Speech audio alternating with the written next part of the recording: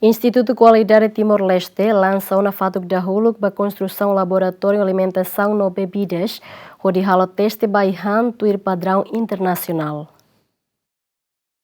Sexta-ne, governo liusi Instituto Qualidade Timor-Leste lança fatuk dahulu para construção laboratório alimentação no bebidas e bebora, onde halo teste no análise para aihan no bebidas tuir padrão nacional no internacional. Coordenador geral MK José Rui de Carvalho Martins Satete, objetivo si laboratório dahulu ne onde assegura no halo teste ba aihan no bebidas katak produtos siranebe distribui e mercado nacional seguro ba consumidor no cumpre padrão no regulamento sira. Dene ita halo salam phone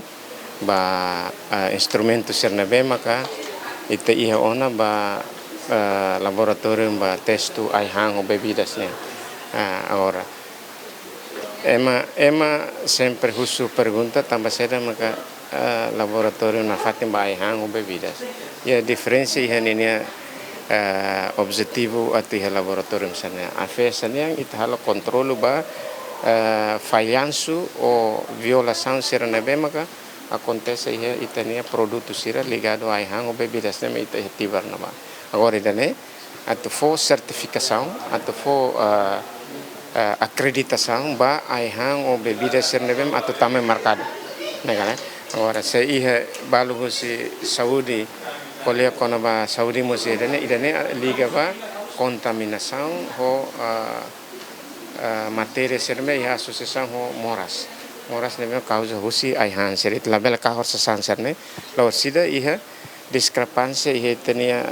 controle ba qualidade no quantidade aihan serme atau também marcado. Nunemos presidente Aikitel IP Isilda Manuel da Luz Pereira Soares Atete laboratório ne importante atau control qualidade aihan sira nebe maxe acessa iha mercado. Idane laboratório ba aihan no hemunian. Tambane estado apoia batina dane halo laboratório ba food and beverage em inglês tamba importante tetebe za protege hahan sarbe agora el mercado e lei tem que aplicar ba nune AFS beltumba terreno ho lei ne assegura para o lado e cai.